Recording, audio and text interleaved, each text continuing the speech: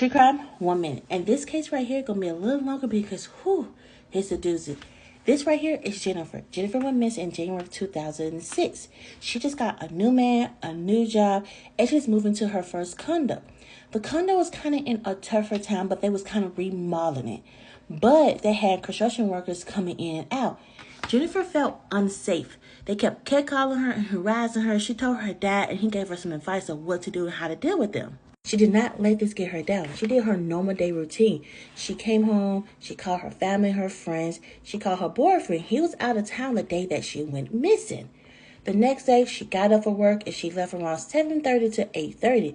But she never made it to work. And her coworkers kind of weirded out about this because Jennifer was always on time and she never missed a day of work. So her boss actually called her parents around 11 p.m. And her parents were like, what the crap? So they actually called the hospital and the police department to see if she was there or hurt or anything.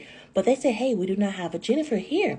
So her parents went to her apartment complex to see if everything was okay. They went and they saw that her apartment was still the same. Her suitcase and everything was there. They called the police again and said, hey, I think our daughter is missing. They're like, no, you know how they give them. You gotta wait 24 hours, blah, blah, blah. She's grown, all that lying stuff that they say to do. But her parents, they were like, forget it. We're going to look for our child ourselves. So they started looking for her. When they really couldn't find her, they called the police again after 48 hours. The police said, okay, we're going to help you guys. So the police came, they interviewed the parents, they interviewed her boyfriend. The boyfriend said, I was out of town, but we did have an argument the day that she went missing. But it was nothing big. It was like a little small argument. So they thought of boyfriend a little bit, but they canceled the idea out. So they started looking to the catcalling situation.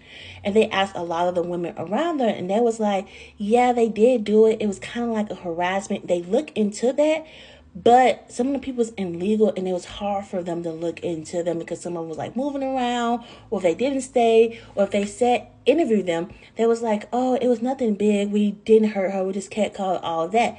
They actually got the footage camera of the day that she went missing. They saw her get in her car and drive away. So they're like, okay, she got in her car, but what actually happened to her that day? In 2016, her parents had the hard decision to pronounce her legally dead. But in 2018, they sued the police department. They wanted all her paperwork and everything.